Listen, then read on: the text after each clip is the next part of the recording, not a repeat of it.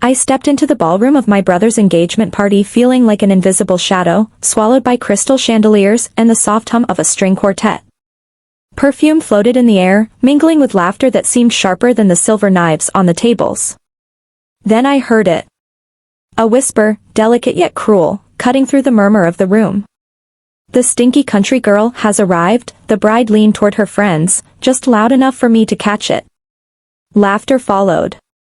My chest tightened, a quiet storm building inside. None of them knew I was standing in a hotel I owned, under lights that reflected my years of silent perseverance. Before I reveal what happened next, pause for a moment and think, have you ever felt quietly underestimated, overlooked, as if the world assumed you didn't exist? My name is Payton Burns. I'm 32, and for most of my life, I learned to occupy the smallest possible space. Soft-spoken, observant, blending into the background, not because I lacked confidence, but because invisibility often felt safer than attention. I grew up in a small town where everyone knew everyone else's story except my own. My older brother, Ethan, shone effortlessly. Teachers loved him. Neighbors praised him. My mother, Margaret, built her pride around him without malice. She simply never noticed me in the same way. At the dinner table, his accomplishments filled the room, mine drifted like faint echoes. Only my grandmother ever truly saw me. She had a way of holding my hand a fraction longer, grounding me when the world didn't. She promised me her necklace, a family heirloom, one day saying I would need it more than anyone else. I left home at 18 with nothing but a suitcase and a quiet determination. Hotels became my classrooms. I scrubbed floors, cleaned rooms, delivered breakfast trays long after the sun had gone down. Over time, I learned the business from the ground up, saving, investing, and keeping my achievements hidden. My family never asked, I never told. I quietly supported them, sending money for bills, repairs, medical costs, anonymously, selflessly. So when Ethan's engagement invitation arrived late, almost as an afterthought, I went. Part hope, part curiosity, maybe this time, I would belong. But standing in that ballroom, I realized nothing had changed. My mother floated among the guests, radiant in a dress too bright for subtlety, her eyes always returning to Ethan. I melted into the edges of the room, fingers brushing the cool glass of a water tumbler. Disappearing became instinct. Then I saw it, the necklace. Against Lena's collarbone, glinting with a light that wasn't meant for me. My grandmother's heirloom. My stomach dropped, a weight settling in my chest. I had barely acknowledged her when she approached, smiling, her hand lightly touching my arm. "Let's talk somewhere quiet," she said, the sweetness fading as soon as we stepped out of earshot. Her words were deliberate, sharp beneath a calm surface. She knew about my support, my sacrifices. She suggested that after her marriage to Ethan, I should stay distant, fewer complications, she said. Her hand lingered briefly on my arm before she returned to the party, the necklace glinting as if daring me to react. I stood still, silent. Not hurt, not angry, just quiet, like a storm held back by glass. I needed air. Real air. I slipped into the hallway, where the muffled music of the party became a distant hum. Here, the world felt different and familiar, controlled. That's when I overheard a voice. Howard Whitmore, busy on his phone, arguing low and urgent. Words like cash flow, after the wedding, just keep them believing slipped through, puncturing my calm. My pulse tightened. He wasn't panicking, he was calculating. My family was part of a game they didn't understand, and someone else had already noticed the pattern of quiet support I'd given for years. I retreated to the parking garage. Concrete walls pressed in, engine off, mind racing. I pulled up old records on my phone, transfers, payments, bills covered for years, always anonymous. The pieces slid together effortlessly. Someone else saw my family's stability as opportunity. I wasn't guessing anymore, I was confirming.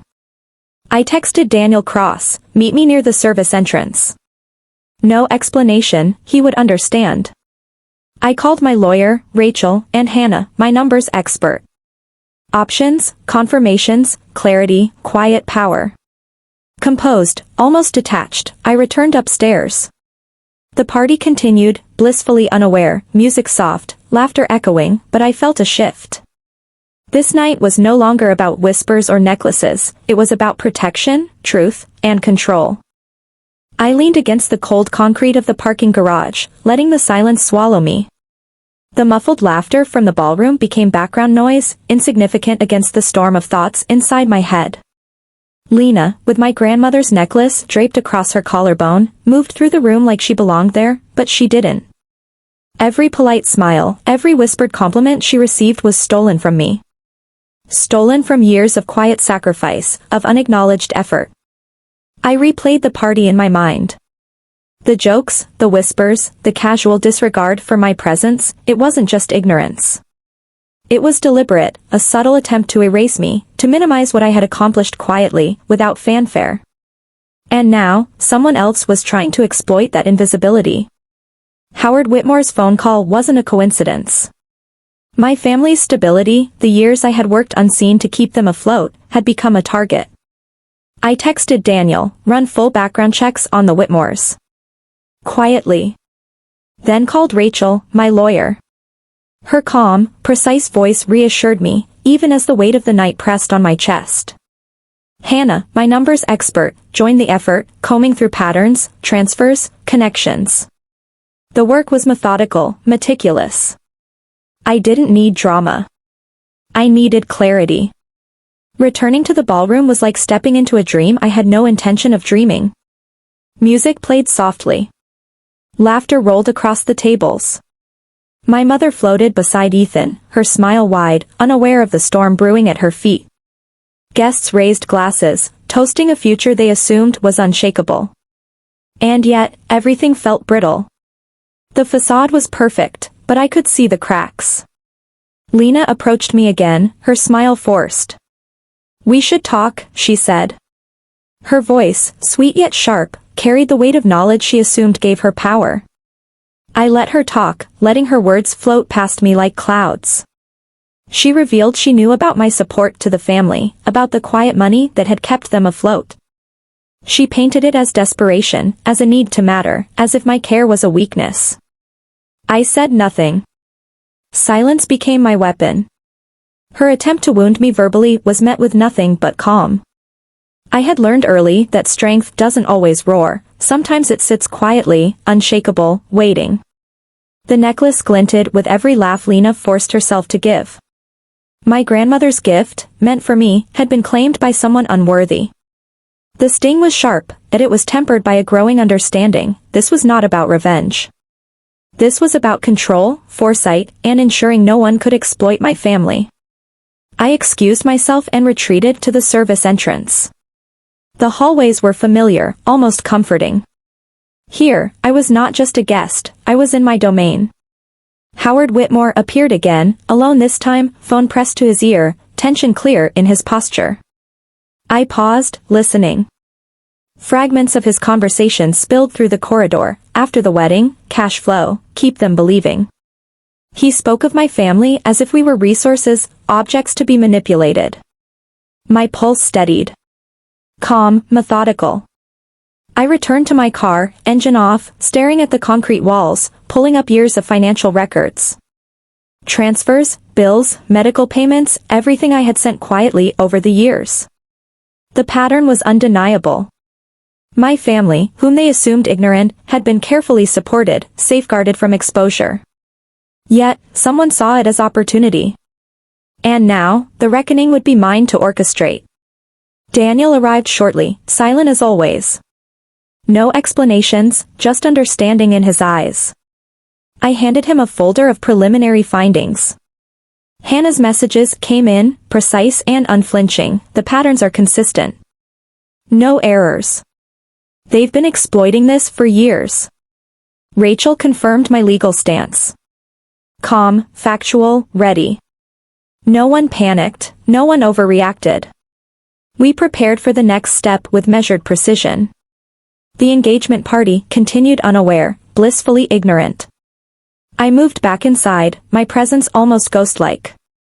Observing, noting, planning. The room was vibrant, yet fragile. Every smile, every toast, every laugh felt like it was balanced on the edge of a blade. Lena's occasional glances toward me were sharp, calculated, but empty.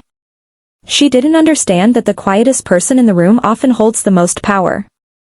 I positioned myself near the bar, close enough to see the interactions, but far enough to remain unnoticed. Howard Whitmore mingled, confident, polished, unaware that his plans were already unraveling silently in my hands. My mother smiled at Ethan, proud, oblivious. And I realized the depth of betrayal. It wasn't just Lena, not just Howard. It was the illusion of safety, the assumption that the quiet ones don't see, don't act. A subtle shift occurred inside me. The anger, the hurt, the disbelief, it all condensed into a single, sharp clarity. This night, these whispers, the stolen necklace, it was not my defeat. It was the moment I would reclaim control, silently, decisively. I walked back into the ballroom, every step measured, my presence silent but undeniable.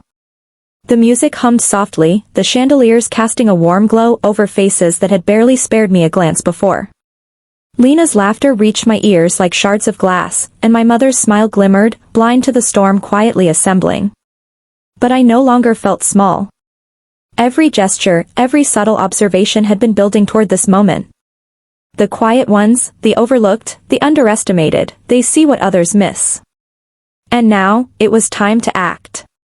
Daniel's nod from across the room was subtle, almost imperceptible. Hannah's text pinged quietly on my phone, verified. "You're clear." Rachel had confirmed our legal standing. The stage was set. I didn't need theatrics. I needed precision. Calm, controlled, unflinching precision. Howard Whitmore was mid-toast, speaking of family, legacy, and trust. His voice, practiced and smooth, carried the confidence of a man who believed he controlled the room. He didn't see the truth forming behind the curtains, in the quiet corners, on the devices only I and my team controlled. I sent one word to Daniel, now. The screens behind the stage flickered. A few guests laughed nervously, assuming technical trouble. But the slideshow of engagement photos disappeared, replaced by stark, official-looking financial records. The room went quiet in stages, like a wave rolling over the guests. Howard froze mid-sentence, his smile faltering. Each screen revealed a web of transfers, payments, and patterns that could not be denied. Lena's face went pale, her composure cracking. Elaine Whitmore whispered urgently to Howard, but there was no escape. The documentation revealed everything, the misuse of my family's resources, the hidden patterns, the financial exploitation. I stepped forward, boots clicking softly against the marble. Conversations halted mid-sentence. Hundreds of eyes turned toward me, some recognizing me for the first time that night. Daniel's voice came through the speaker, calm and professional, introducing me as the hotel owner, the very person responsible for the room they had believed belonged to them. I took the microphone from Howard without a word of resistance. My voice was steady, measured, carrying across the room. "I'm sorry to interrupt. But I believe everyone deserves to know what they are celebrating." Lena tried to speak, her words sharp and defensive, but the screens told a story she could not rewrite. Every chart, every summary, every image pointed to the truth: deception, manipulation, betrayal. She accused me of jealousy, of envy, of ruining happiness. I remained silent, letting the evidence speak. Howard attempted to intervene, but security moved with quiet authority, blocking him. Elaine's cries and protests were swallowed by the clarity of what was displayed. The necklace slipped from Lena's neck, hitting the floor with a sound that punctuated the room like a gavel. I lifted the microphone once more, calm as ever. "The food is paid for. The bar remains open. You are free to stay or leave as you choose." Nervous laughter rippled through the crowd. The DJ hesitated, then softly restarted the music, the mood shifted but contained. I approached my mother, showing her the phone, transfers, bills, years of support she had assumed came from someone else. She stared at me, comprehension washing over her. Ethan found me later, quiet, apologetic, not dramatic, not performative, simply honest. I held the grandmother's necklace in my palm, feeling its weight, a reminder of what had always been mine. This wasn't about humiliation. It wasn't about revenge.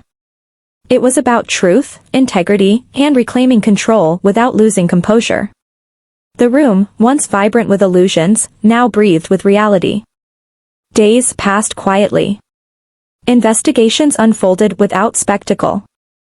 Statements were made, patterns analyzed, consequences assigned.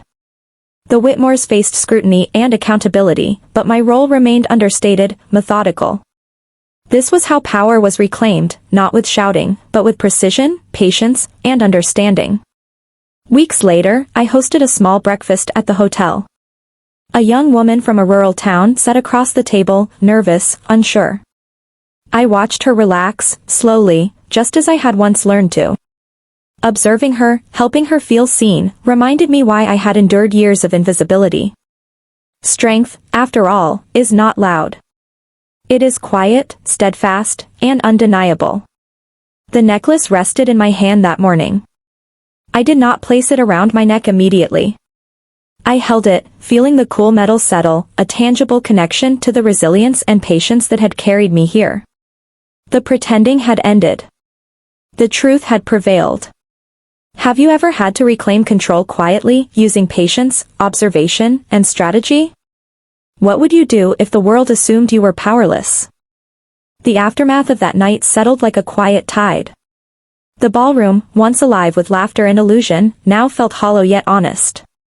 Guests drifted away, some confused, some chastened, all changed in ways they hadn't expected. The air carried no music, no clinking glasses, only the weight of reality, unspoken but undeniable. I held the grandmother's necklace in my palm, its cool metal grounding me, a reminder of patience, resilience, and the quiet strength I had always carried. I didn't place it around my neck immediately. I let it rest there, heavy with meaning, a symbol of what had been mine all along and of the lessons I had endured to reach this moment. My mother approached me later, hesitant, her pride softened into something unfamiliar, humility. I didn't know, she whispered, voice small, unsure. I showed her the records again, the anonymous support, the careful stewardship of our family's well-being. No scolding, no dramatics, just truth. Her eyes filled with tears, not of apology to me, but of recognition of what had quietly sustained her family for years. Ethan found me after the party, his presence tentative. He didn't speak at first. And when he did, his voice was low, sincere, stripped of performance. "I'm sorry," he said, softly, genuinely. No excuses. No speeches. Just acknowledgement. And that, I realized, was enough. Healing does not demand words, it begins with listening, with recognition, with understanding. Weeks later, the investigations moved forward with quiet efficiency. Statements were made, patterns verified, and accountability assigned. The Whitmores faced consequences, but there was no spectacle, no show of triumph. The victory wasn't in humiliation, it was in truth standing firmly, undeniable and unshakable. Life, once tense with anticipation and silent struggle, began to breathe again. The hotel, my domain, became more than a workplace, it became a place of quiet mentorship, of subtle empowerment. One morning, I hosted a small breakfast for a young woman from a rural town, nervous and unsure of her place. Watching her relax, seeing her confidence grow with every word and gesture, reminded me why I had endured years of invisibility. Strength is not always loud, often, it is gentle, patient, steadfast. I finally held the necklace around my neck that morning. Its weight was not a symbol of vanity, but a quiet affirmation that patience, intelligence, and dignity can outlast cruelty, oversight, and arrogance. The pretending, the subtle erasure, the whispered insults, they had ended. Truth had prevailed. In the days that followed, my family began to change, slowly. My mother no longer floated through the edges of events, oblivious. Ethan began to listen more, to see the details he had missed. The necklace returned to its rightful place, a gentle but firm reminder of resilience and earned respect. Some wounds remained unhealed, some misunderstandings never fully reconciled, but honesty had cut through the illusions that had weighed heavily for decades. That night, I realized something important: life does not always offer clean endings, nor does it hand out recognition when deserved. Sometimes, the quiet victories are the most profound. Sometimes, the weight of patience and integrity is heavier than any applause. I sip my coffee at the breakfast table, the morning sun spilling warmth across the room. Across from me, the young woman laughs softly at a shared joke. And I know, in that moment, that being underestimated does not make one powerless. It simply prepares one to act with clarity when the time comes. The necklace gleams gently in the morning light. A reminder, a promise kept, and a life reclaimed. Have you ever quietly endured, observed, and waited for the right moment to reveal the truth?